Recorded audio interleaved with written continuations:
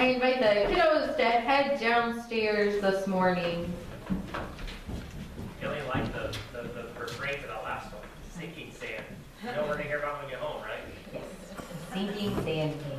The sinking sand game. That we have not got him and that he wants. Never heard about it for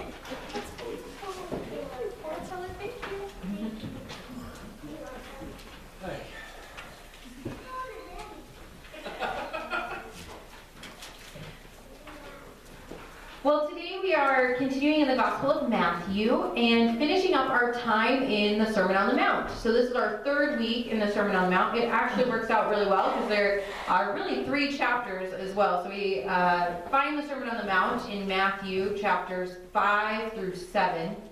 And today we are in chapter 7. Beginning in verse 1. Do not judge, so that you may not be judged. For with the judgment you make, you will be judged, and the measure you give will be the measure you get. Why do you see the speck in your neighbor's eye, but do not notice the log in your own eye? Or how can you say to your neighbor, let me take the speck out of your eye, while the log is in your own eye? You hypocrite! First take the log out of your own eye, and then you will see clearly to take the speck out of your neighbor's eye. Do not give what is holy to dogs, and do not throw your pearls before swine, or they will trample them underfoot and turn and maul you. Ask, and it will be given you. Search, and you will find. Knock, and the door will be opened for you. For everyone who asks receives, and everyone who searches finds. And for everyone who knocks, the door will be open. Is there anyone among you, if your child asks for bread, will give a stone?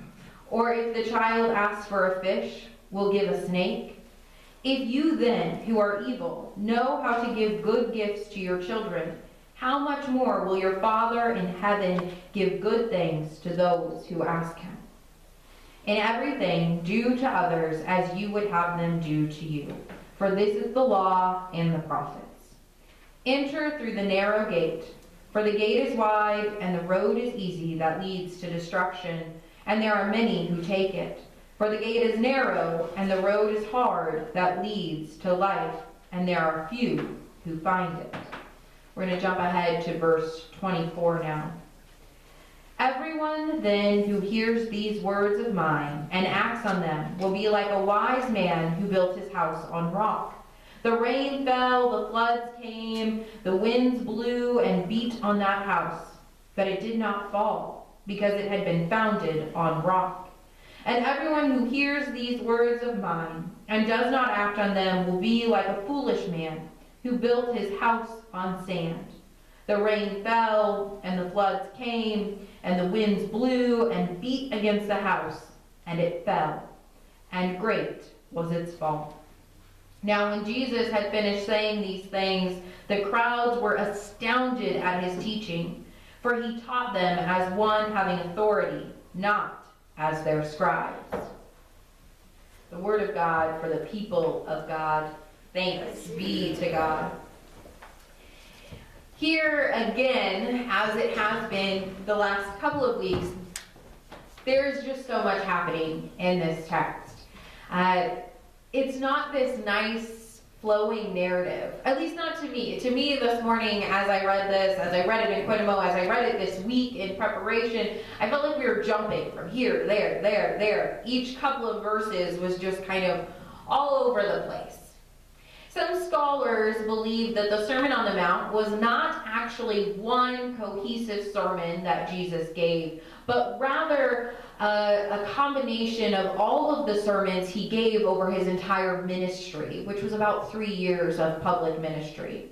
So it's kind of a greatest hits album, if you will. It's taking something from every sermon and putting them together into one place to give all of those great lessons that Jesus has taught to anyone who came to hear him speak. And so really, just as over the last few weeks, it feels as if it's not all this nice, cohesively tied story, but rather maybe a section of essays or short stories unrelated to each other, really, each having a different main point and a different character, and each feeling like it fits into a different time of life and of ministry that Jesus is doing. And yet, here they are in the Gospel of Matthew, all together in this one place, this greatest hits of Jesus. And as I was looking at this, I wondered, how do we tie it all together? What do we do with all of this? How do we take something cohesive out of this very segmented sermon of Jesus's? And for me, it comes down to the very end where Jesus kind of ties it all together. Everyone then who hears these words of mine and acts on them will be like a wise man who built his house on the rock. And everyone who hears these words of mine and does not act on them will be like a foolish man who built his house on sand. Jesus here has offered us so much. We have, over the last 3 weeks, read and listened to the Sermon on the Mount. But are we going to do anything with it?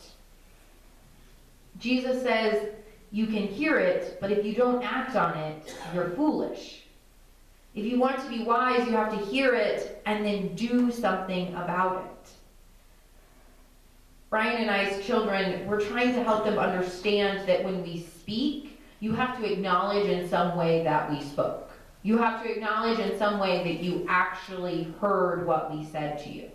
So, Coral is singing at the top of her lungs, and I say, Coral, you're far too loud, please quiet down.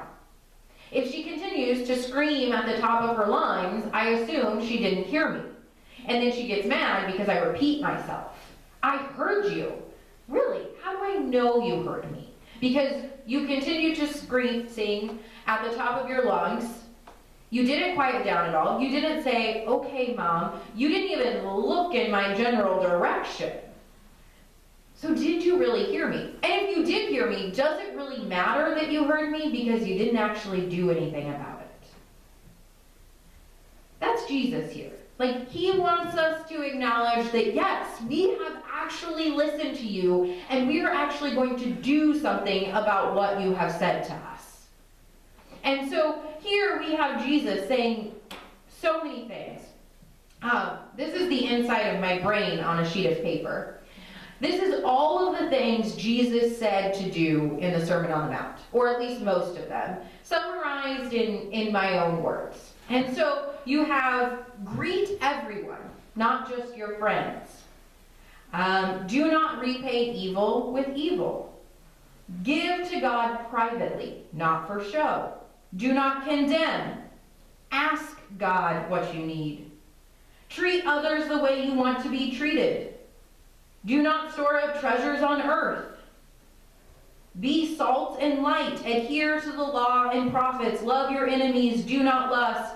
Do not offer empty prayers. Forgive trespasses. Serve God, not wealth. There's so much here. How does Jesus know we have heard any of it? Or has it really just gone in one ear and out the other, like you were talking to your spouse? I'm just kidding. That's not fair. Maybe it is. But I've been really thinking about this. And when I look at this sheet, I just get overwhelmed. This is so much Jesus has asked us to do.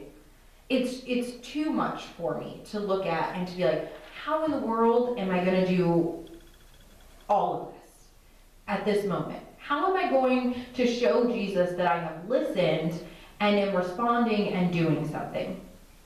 When we were first starting out with our kids little, we were told to give them one-step commands, right? So, Killian and Coral, please put your shoes on. And once they had mastered that one-step ability to follow, then you could give them two. Please put your shoes on and get your coat. And once they were able to really master doing two-step commands, then we could throw in a third. Killian and Coral, please get your shoes on. Put your shoes on, get your coat, and wait by the door. But that was where it stopped. We were never supposed to give them more than 3 at a time. Even now, as they are older, we're only supposed to give them 3 steps, 3 things to do.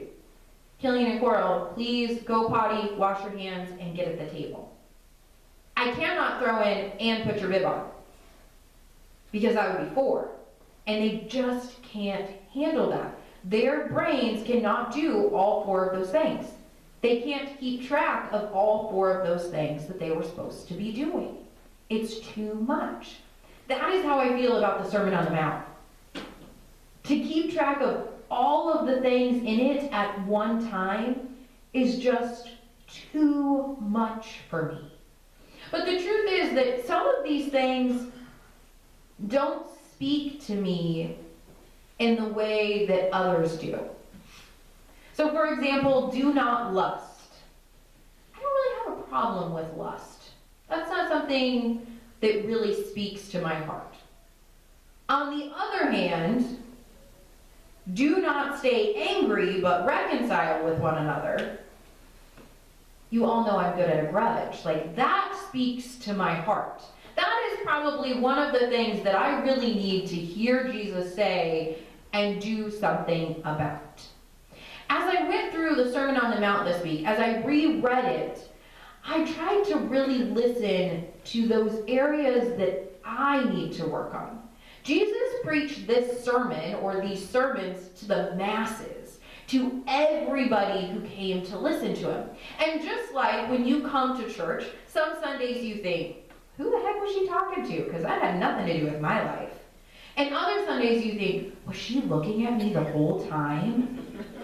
That is this sermon of Jesus's as well. Some of it I'm thinking, who is he talking to? Because it's certainly not me. And others I'm like, okay, I get your point. You don't have to stare at me while you talk, Jesus. This week my goal is to listen and do. So I'm going to reread, and I invite you to do the same. Reread the Sermon on the Mount. That's Matthew 5, 6, and 7. Reread it slowly. Okay? And let it speak to you. Notice the places where your heart really feels something. Now, maybe it feels, oh yeah, I get that. Or maybe it feels, no way, that has nothing to do with me, because guess what? That probably actually has something to do with you, you just don't want to admit it. Listen to those places and find 3 things. Not more than 3, because your brain can't do it. Okay? And maybe your brain is at 1. Maybe you can only follow 1-step directions right now, and that's okay. But 1 to 3 things, and do them this week. Show Jesus that you've actually listened. As someone who feels ignored by my children 97% of the time, maybe even 99% of the time, it is frustrating, it irritates me, it makes me mad, and wants to say lots of words that I'm not allowed to say. And so I know how terrible it is to not be listened to by 2 humans. How much worse is it for Jesus to not be listened to by 7 billion humans? Jesus needs a little break. Jesus needs someone to say, I am listening and I am going to do this. Not when I get around to it, not when you said it for the 7,000th time, not when you finally lose your stuff and start yelling at me, but right now, the first time. I'm going to listen and I'm going to do it. That's our goal this week. Listen to Jesus and then do it. Amen. We are